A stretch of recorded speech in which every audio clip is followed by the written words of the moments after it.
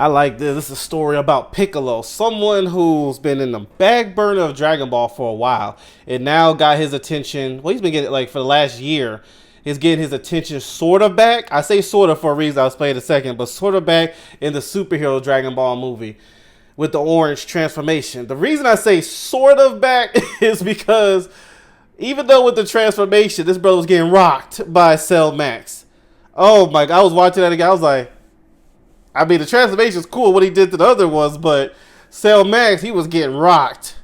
Granted, he was very powerful, and the writers wanted to showcase Gohan's ability, but man, I mean, he didn't have to get rocked like that. Goodness. But overall, Piccolo is someone that's very loved by me, and when I watch Dragon Ball, and to see him in the back burner a lot, especially in Super, you know, it sticks because if you know Dragon Ball, you know that man was a force to deal with. But then when movies started coming out, he started to be what Vegeta turned out to be later, which was a punching bag. Except I did like, what movie was that? Slug? I think it was Lord Slug, the way he handled the bad guy there and the cooler. But overall, all I'm saying is he's been in the back burner a lot. Not really training the way he used to and trying to be, you know, one of the best fighters. And then he became a laughing stock. I do love how his relationship with Gohan extends with Pan. I do like that. But him being like a huge threat to where even the writers are putting it in the show where he's looking at Goku like, I don't have much of a chance, do I? Or Goku is ignoring Piccolo sometimes when Piccolo wanted to show him how to do I forgot what the technique is called, for the Goku Black saga to put Zamasu in I forgot what that was called. But when Piccolo was trying to show him how to do it, Goku just ignored him and went to Master Roshi. It's sad to see such a dominant character be put to the back burner in a lot of ways. And after reading some of the recent manga of Dragon Ball, he's getting his shine a little bit more. But I just wish he's up there with the Saiyans of Vegeta and Goku. It's not just Goku and Vegeta. Granted, I love them together, but I wish Piccolo was in that line too.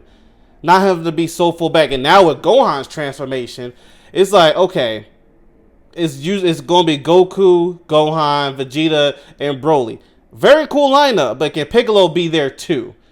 You know, not behind them by so much, because even with the transformation, seeing that beatdown that Cell Max gave him, I'm like, I mean, the transformation's nice, but how far in power are we with this? Because that wasn't encouraging. It was encouraging me for the other people, but Cell Max, you gotta go watch it. It was like, okay, cool transformation, horrible beatdown. Maybe I don't know. It's just for me, but I really hope they keep elevating Piccolo. They keep doing it. Don't let this be it, and then now the Saiyans have eclipsed him way further, even more. They give him a transformation for him to still be in the same position in power. You know what I'm saying? To where Vegeta, Goku, Gohan, and Broly are light years. I want to see Piccolo training with them. I think that would be cool. Or even if you don't train with them, he's at that same level. You know, I hate seeing it. Anyway, speaking of, I so got off track there, but this video is about Piccolo, but this is more about the creation, I guess you want to call it. The road to Orange Piccolo, which is a cool transformation, but I don't know a lot about it outside what they showed in the story of the movie of Superhero. But shout out to Carthus Dojo. Y'all know I love his channel. I'm going to put this one in the description below as well. Go check him out. And let's see the story here. The road to Orange Piccolo. Toriyama originally planned for Dragon Ball Super Superhero to be a Piccolo movie. The first 2/3 of the movie make that apparent even after the script was altered to focus on Gohan for the climax. What that altered script didn't do was take away an important part of Piccolo's story. In a way, Giga Chad Piccolo over here completes the journey Piccolo has been on since the very beginning of Dragon Ball Z. Don't get ahead of yourself though. We have to discuss the journey that Piccolo has been on since the end of Dragon Ball. Originally, Piccolo was only seen as a one-to-one copy of his father, sharing the memories and even the physical attributes of the Demon King, who was also known as Piccolo. At the time of his introduction, he was, in essence, the incarnation of King Piccolo's vengeance. However, this new Piccolo was actually quite different from his previous incarnation, even when he's first introduced. Just think about it. For 3 years, he didn't cause any trouble as he waited for the 23rd Tenkaichi Budokai. After Goku won and let him live, the supposed Demon King just stayed in isolation for 5 more years. He was training to beat Goku, of course, but he wasn't doing any of the evil deeds his original would have carried out. Clearly, Piccolo was humbled by his loss, which allowed him to contemplate more on himself. Would the original Demon King really go into hiding or do nothing while Goku was training with Kami? Seems like a notable and purposeful change, especially after what we learn later. In early Dragon Ball Z, Piccolo still speaks as if he's entirely evil, but his edge has been dulled a bit. Despite being a harsh teacher at first, he clearly has concern for Gohan's well-being and even takes pity on Gohan during the survival training. Gohan later tells Piccolo that Goku doesn't think he's as bad as the original Demon King, basically confirming his actions in original Dragon Ball were intentionally out of character. Kami also notes that Piccolo is I love that moment between him and Gohan, and now him and Pan. His soul was sent to the afterlife, rather than wandering the universe in torment, the fate of those killed by demons. Side note, this actually means everyone killed by Piccolo's minions, Krillin included, were subjected to that fate as well. That actually explains no one talking about the afterlife, except for Roshi, I guess, who died using the Mafuba, but maybe it still counts as Piccolo's kill indirectly, like Guru was indirectly killed by Frieza on Namek. Anyway, some of you may be confused as to how this change started to happen, but it all leads back to Goku. Remember, Demon King Piccolo and Kami were once one. Piccolo is the evil that crept into the nameless Namekian by living on Earth and meeting malicious humans along the way. So the same can happen in reverse. Anyone that can ride the Kinto-Un is pure of heart after all, so meeting people so pure of heart like Goku and even Gohan, Piccolo could lose his lust for revenge and even begin to become a good person. This all culminates in a moment that would come to define the direction of Piccolo's character. That was his sacrifice. I never get that. Gohan. Even if First time he you lied watching to himself that training Gohan and fighting alongside the humans was simply a means to an end, a necessary alliance to give him the chance for another battle with Goku and world domination, his sacrifice to protect the son of his mortal enemy can be seen as nothing other than a good deed. Earlier, Piccolo was aware his life would end soon. He even curses his own fate, not knowing if Kami would die of old age or he would die in battle. But neither half of the nameless Namekian could predict that it would be a choice. I remember when Piccolo was still standing after Nappa did his attack. I was like, oh, he survived. Please, Goku, hurry up. But then he actually did pass. And I was like, dang, bro. But when he was standing there in pain just looking at Nappa, I was like, there's a chance Goku going to show up, give a Senzu Bean, but it didn't happen. Age, not an unwinnable conflict, but a choice for a man who was once evil to do good. This is only furthered by the fact that Piccolo is allowed to keep his body in the afterlife, most likely meaning he isn't being judged for the sins of his previous incarnation, and is even being judged for the good of his actions against the Saiyans, including that character-defining That right sacrifice. there. There is definitely still an arrogance to him, and even an evil nature below the surface. But Piccolo is clearly becoming a more nuanced and morally complex character than the Demon King ever was. He literally was Vegeta before Vegeta came along. That's why I wish they kept him up par where Goku is. Because where Vegeta is not elevating with Goku, Piccolo's not. He's at the tower where he could train up there to get stronger, or he's watching Pan. And it's like, dang, bro. Like, watching Super, that's one of the hard things of watching Super, is seeing my homie Piccolo just be the side character. You know, dude, like, seeing like in the tournament of power, I wish he had a better shine where without Gohan, he did his own thing and took out a nice amount of people, like, you know, in that King Piccolo way. I don't know. Well, not in the King Piccolo because he was killing people, but y'all know what I'm trying to say. I hope in the future projects they give Piccolo more shine. And brought to Namek, a step in his journey is accomplished. This is the point where self-discovery and power start to go hand in hand. Piccolo had found out he was a Namekian from the Saiyans, something that was a surprise to both him and Kami. That immediately tells him what Kami already knew. He isn't a demon by birth or nature, nor is he purely the evil half of God. He's simply the corrupted half of a Namekian who split himself in two. Once Piccolo arrives on Namek, he immediately knows this is his home. For the first time in his life, life, he feels something of what it's like to be a Namekian. But even then, his goal remains to save Gohan above all else. No ulterior motives attached, except perhaps fighting Frieza to prove himself as a martial artist. This is a full departure from the way he pretended not to I love care that about battle Gohan to him in and the early Frieza. Saiyan I wish it saga, lasted the longer. focus of But world of course, domination Frieza and his he espoused as transformations, well. bro. That's not the most interesting That part. battle and him against Cell. Those were two moments of Piccolo ascending, and they made those battles so short, bro. It was like, dang, I know Cell was the main person, but it was like, to see Piccolo win that, it would have been amazing. You know, Piccolo had that swag against Cell. He did that little unnecessary back flu spin kick. Bro, it was unnecessary, but you gotta admit that was pretty slick. And the way he just looks back, I'm like, okay, I see you. I see you. And then for Vegeta to look at him like, he's way stronger than me right now, you know. But, again, short-lived. That awesome battle against 17, but then Cell had to come and ruin everything.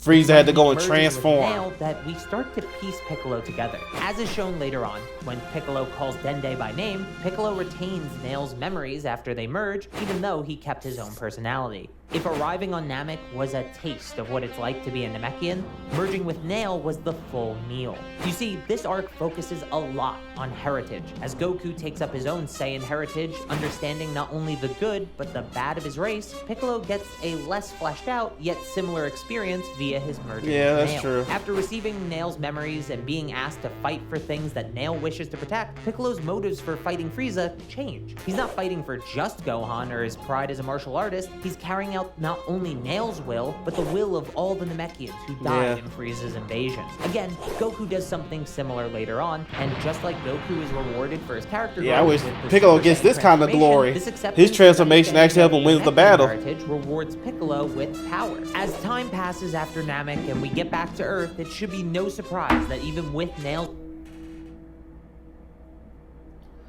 Sorry, some dude trying to show off with his car and be loud. His exhaust sound like gunfire. Goodness gracious, bro. Nobody's impressed. memories, Piccolo chooses to stay on the planet. Enjoy your he car. knows Stop is trying to home show rather than going showboat. to New Namek with the Namekians. Piccolo's family aren't the Namekians he only has someone else's memory of. It's his pupil, Gohan, the friend he's making in Goku, and the place his other half still remains. When the threat of the androids emerges, Goku, Gohan, and Piccolo train together, in very stark contrast to his hatred of Goku during their first encounter. This only pushes Piccolo further. He even rivals Super Saiyan Goku and Super Saiyan Vegeta in power now, but after the group loses to androids 17 and 18, a strange moment happens of Piccolo seemingly still retaining some of his evil. However, even Krillin can see through it. Obviously, Nail could never fully complete Piccolo. He's half a Namekian at the end of the day, half of himself. That outburst proclaiming himself as still evil is less a regression and more a final act of defiance, knowing fully well that by doing what he's about to, he will never truly be his old self again. See that right there? You Of saw what course, Krillin said? Hold up. Is less a regression and more a final act of defiance, knowing fully well that by doing what Well, look, he just wants to be stronger than anybody else. I wish he still had that drive now. he's about to, he will never truly be his old self again. Of course, I'm referring to him merging with Kami and becoming the nameless Namekian once again. Sort of. While Piccolo retains the dominant personality, this doesn't just give him power. Much like with Nail, Piccolo has Kami's memories as well, shown by Piccolo knowing that Goku used the Room of Spirit and Time as a child. Having Kami's memories completes his own life experiences in his mind, and it even gives him insights into the Dragon Clan side of being a Namekian. You see, Piccolo and Nail are both members of the Warrior Clan, the type of Namekians that are proficient in combat rather than their people's mystical abilities. Despite the nameless Namekian being sent to Earth as a child, Kami naturally moved to create the Dragon Balls, something exclusive to the Dragon Clan. The Dragon Balls were made after Kami and Piccolo split, something we know because the Demon King didn't know anything about them. So while merging with Kami the way he did keeps Piccolo solely a member of the Warrior Clan in terms of abilities, he learns what it is to be a member of the Dragon Clan, gaining further insight not only into himself, but a more complete image of what it is to be a Namekian. So with insight into both clans, memories of life on planet Namek, and a full reconciliation of his two halves, Piccolo has truly become a super Namekian, tapping into the natural potential he was born with rather than his wasted and fractured potential. And after that, basically nothing happens for a really long time. Piccolo is treated far less seriously yes. in the Buu Saga, and in Dragon Ball Super, there are some attempts made to utilize him better, but they always seem to get undercut by the worst writing possible. Yes. Like him dying in Resurrection F in the most bland yeah. way imaginable. Dragon Ball Super yeah, is that's beginning true. to redeem itself with Piccolo, though. And I ain't gonna front, though. I'm not gonna lie.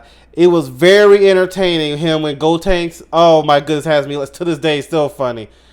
As much as they softened him up then, it was still funny. The writing worked for it to be funny, but I agree. His writing after, it just got worse and worse. Yeah, Resurrection F, it was like, what? That's why I'm glad, like, in the movie of Resurrection F, Piccolo doesn't die. You know, I like that it was like they realized their faults in the TV show. So in the movie, it was like, okay, let's remove that and just have them power up quickly so Goku and Vegeta could show up. I'm glad they sped up that process because they killing them off in the TV show. That's why I say Resurrection F, the movie, is way better than the TV show. Even though, yes, TV show has more in-depth situations, outcomes I like better in F, the movie. They could use to complete Piccolo. Despite Dende being brought to Earth and made the new god of the planet, the Dragon Balls and Shenron himself are still Kami's creations. The statue was made by Popo, but Kami is the one who breathed life into Shenron initially. So as happened when Guru passed down Purunga to Elder Mori after his death, so too were Kami's Dragon Balls and Shenron passed on to Dende. And that's where the new movie comes in. In Dragon Ball Super Superhero, Piccolo is constantly referred to as the Demon King by the Gammas or even Kami by Master Karin. But he keeps reminding everyone he is simply Piccolo now. The movie isn't doing this for fun, it's constantly reminding us of his roots intentionally. Later in the film, he wishes for his potential to be unlocked by Shenron. The same process Grand Elder Guru did for Gohan and Krillin. Side note, Elder Guru actually does it for Dende as well, but Dende just doesn't mention it in the movie for some reason. No. At the end of the day, this process is simply a realization of Piccolo's own potential, something we've seen many times throughout the series. But while Piccolo and Shenron talk about the wish, Shenron continues to talk to Piccolo respectfully, calling him Piccolo-sama, basically Lord Piccolo. Like everyone else in the film, he's acknowledging Piccolo's origin. He understands that Piccolo is his original creator. What's important is what Shenron does after the initial potential unlock. He adds in something extra for Piccolo. Later in the film, this power manifests itself as Orange Piccolo, a transformation that gives him power on that was a cool moment. Potential. Power directly It was just that derived Cell Max from moment was Shenron. like rough. You see, for Shenron to unlock Piccolo's potential, he had to be upgraded by Dende. Unlike the time Dende added more wishes to Shenron, this time Dende's upgrade completely changed Shenron's statue. This is the moment where Shenron truly becomes Dende's dragon. An excellent moment for him, but for Piccolo, it's something else. In a way, Orange Piccolo is the life he bestowed in his own creation, returning home in the form of power. Piccolo has, in a way, been completed. The Demon King, the warrior, the god, and now the dragon. An important thing to note is the lore of the Dragon Balls. In Dragon Ball Super, the Namekians treat the Dragon Balls as a sort of religion. They pray to them, seeking their protection in times of crisis, and even treat collecting them as a journey of self-worth and a judgment of one's character or intentions. In the Moro arc, very minor manga spoilers ahead, really it's nothing, the Namekians are protected by their Dragon Balls and by extension Purunga, despite no wish being made in that time. Orange Piccolo is similar in a way. This is the Namekians' reverence and reliance on the Dragon Balls culturally being manifested. Just look at the colors of Orange Piccolo. He's orange with red accents, just like the Dragon Balls themselves. To go further on the actual design of the form, there's a symbol that appears on his back, and it's more important than you realize. A circle completes itself, and within it, a Namekian tree, the Ajisa tree, fully blooms within. As described in the novel version of Dragon Ball Super Superhero, this symbol represents Namekian pride, which makes perfect sense for Piccolo at this point in his journey. Yeah, I didn't never understood what that symbol meant at first. Whole again with Kami, and having life he granted to his own creation returned to him as power with Shenron, Piccolo's own circle is complete, and he has blossomed,